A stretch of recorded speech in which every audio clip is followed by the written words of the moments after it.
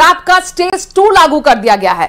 Grab 2 आज सुबह 8 बजे से लागू हो गया है। दिल्ली का AQI लेवल 300 से ऊपर होने पर यह आदेश जारी किए गए। ग्रैब 2 लगने के बाद दिल्ली NCR में क्या होगा?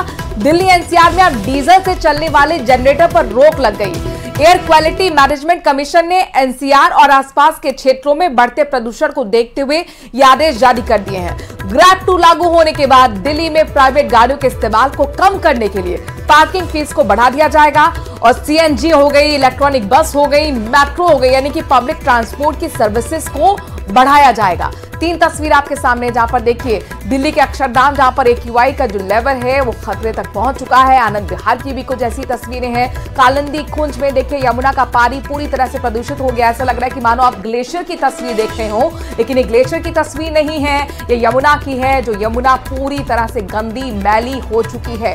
तो हवा दमघोटू, पानी जहरीला, ये तस्वीरें हैं दिल्ली की। दिल्ली NCR इस वक्त पूरी तरह से गैस चैम्बर बढ़ता हुआ नजर आया है और जैसे जैसे AQI अब बढ़ रहा है, 300 के पास जब पहुंच गया है, तो ग्रैब का स्टेज 2 लागू कर दिया गया है। ग्रैब का स्टेज 2 लागू होने का मतलब यह हुआ कि डीजल से चलने वाले जो जनरेटर हैं उन पर रोक लग गई है। इसके साथ साथ पब्लिक ट्रांसपोर्ट को बढ़ावा दिया जा रहा है, लिहाजा अब पार्किंग शुल्क को बढ़ाया जाएगा। ये तस्वीरें आपको सुबह की दिखा रहे हैं, जहां पर देखिए आपको हवा में साफ साफ धुंध नजर आ रही है। अक्षरधाम की तस्वीरें, धुंध लगातार सुबह अब और भी ज्यादा परत जो है बढ़ती जा रही है। दमघोटू हवा में रहने के लिए मजबूर हैं दिल्ली वासी और पूछ रहे हैं कि आखिरकार हर साल पिछले 10 सालों से यही स्थिति क्यों बनी हुई है।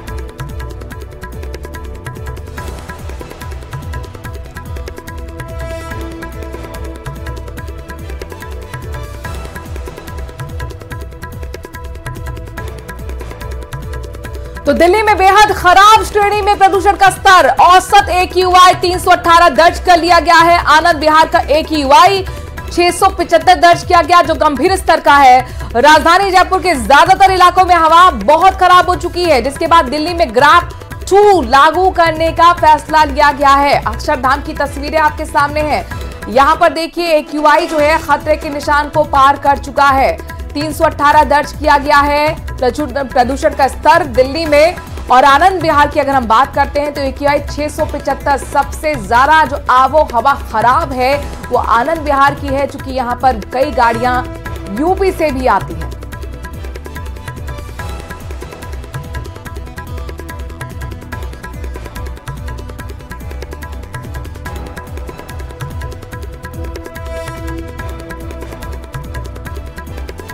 हमारी मौजूदगी आनंद विहार बस टर्मिनल पर है, जहां आप देखेंगे वाटर स्प्रिंकलिंग की जा रही है। आप ये तस्वीर देखिए, यहाँ पर जो डस्ट हवा में होती है उसको कम करने के लिए, उसको बैठाने के लिए आप देखिए यहाँ पर किस तरह से पानी का छिड़काव किया जाता है। ये आनंद विहार के आसपास आपको ऐसी जो स्प्रिंकलिंग गाड़ियाँ हैं वो आपको यहाँ पर नज़र आएंगी और आप देखेंगे ये लगातार इसी तरह से प्रोसेस चलता है ताकि जो यहाँ हवा में डस्ट होती है उसको सेटल किया जा सके। ये तस्वीर देखिए दिल्ली नगर निगम का ये टैंक नज़र आ रहा है जो कि स्प्रिंकलिंग कर रहा है। तस्वीरों में आप देखिए न सिर्फ स्प्रिंकलिंग यहाँ पर होती है और जो आसपास यहाँ कंस्ट्रक्शन का अगर काम भी चल रहा है तो वहाँ एंटी स्मोक गन का भी सहारा लिया जाता है ताकि इसको कम किया जा सके पोल्यूशन को। दिल्ली का पोल्यूशन बेहद ख़राब श्रेणी में है, तो वहीं आनंद विहार उन जगहों में शामिल है जहां एयर क्वालिटी इंडेक्स सबसे ज़्यादा है। बिहार में आपको तस्वीरों के ज़रिए दिखाते हैं किस तरह से पोल्यूशन आपको हवा में नज़र आएगा। धुंध आपको दिखाई देगी तस्वीरों में साफ तौर पर। आपको बता दें कि सेंट्रल पोल्यूशन कंट्रोल बोर्ड के मुताबिक जहां दिल्ली का औसत एयर क्वालिटी इंडेक्स 318 है, तो वहीं अगर आनंद विहार की बात करें तो आनंद विहार में 377 एयर क्वालिटी इंडेक्स बना हुआ है। तो आप समझ सकते हैं कि दिल्ली में सबसे ज़्यादा हालात जो ख़राब हैं वो आनंद विहार के हैं। दरअसल आनंद विहार पर ज़्यादा जोर भी दिया जा रहा है और पिछले काफ़ी समय से आनंद विहार चिंता का विषय बना हुआ है कि आखिर सबसे ज़्यादा आनंद विहार का जो पोल्यूशन लेवल है वो क्यों बना हुआ है, उसकी वजह दिल्ली सरकार ने बताई, जिसमें सबसे अहम वजह ये बताई दिल्ली सरकार ने कि यहाँ पर कई तरह के प्रोजेक्ट चल रहे हैं। इसके अलावा आनंद विहार बस टर्मिनल एक तरफ है, मैं अगर आपको दिखाना चाहूँ, मेरे बाईं तरफ आपको आनंद विहार रेलवे स्टेशन दिखाई देगा, आनंद विहार मेट्रो है, बस टर्मिनल है और यहाँ पर एक RRTS का प्रोजेक्ट भी बन रहा है। ये वजह है। दूसरी वजह जो दिल्ली सरकार बता रही है वो ये कि दूसरी तरफ कौशाम्बी बस डिपो है जो कि उत्तर प्रदेश में आता है। एक बार ज़रा तस्वीर सुनील आपको दिखाएंगे मेरे दाहिनी तरफ की, जहाँ पर कौशाम्बी बस डिपो आपको नज़र आएगा। यहाँ पर आपको बसेस ही बसेस नज़र आएंगी। दरअसल दिल्ली सरकार ये कह रही है कि यूपी सरकार में यूपी से जो बसें आती हैं वो ज़्यादातर डीजल की बसें होती हैं, लिहाजा आनंद विहार में पोल्यूशन की एक बड़ी वजह ये भी है।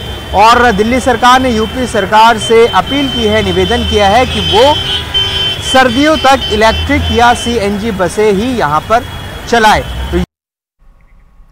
और उधर पंजाब और हरियाणा में पराली जलाने के मामले अब सामने आने लगे हैं। सुप्रीम कोर्ट और वायु गुणवत्ता प्रबंधन आयोग के निर्देशों पर पंजाब पुलिस ने पराली जलाने के खिलाफ सख्त कार्रवाई करते हुए 874 FIR दर्ज की है। इस दौरान पंजाब सरकार ने 10,55,000 रुपए का जुर्माना भी लगाया है। पंजाब में 394 किसानों के राजस्व रिकॉर्ड में भी रेडो एंट्री दर्ज की गई। तो वहीं पंजाब में विशेष DGP अर्पित शुक्ला ने किसानों से पराली जलाने के खिलाफ सरकार के प्रयासों में सहयोग देने और पराली को आग न लगाने की अपील की है, क्योंकि इससे न केवल पर्यावरण प्रदूषित होता है बल्कि बच्चों और बुजुर्ग के स्वास्थ्य पर भी बुरा असर पड़ता है।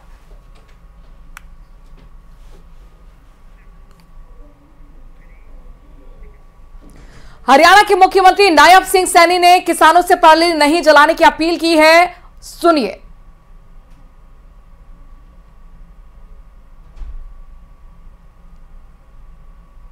हमने यहाँ पर अभी अधिकारियों को मैंने कहा भी है कि मैं किसानों से भी, अपने हरियाणा प्रदेश के किसानों से अपील करना चाहूँगा कि आप पराली ना जलाएं, इससे क्योंकि हमारी जो उर्वरक शक्ति है वो भी खत्म होती है, हमारी जमीन बंजर होती है और हमारे किसान बड़े सम्मानित हैं।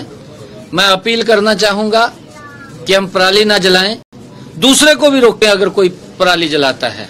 आगे आकर के किसानों से अपील करूंगा, क्योंकि हमने उसके लिए अलग से प्रावधान किया है। अगर प्रति एकड़ वो पराली उठाता है, आग नहीं लगाता, तो 1,000 रुपए प्रति एकड़ के हिसाब से भी हम उसको इंसेंटिव देते हैं। महाराष्ट्र से बड़ी खबर।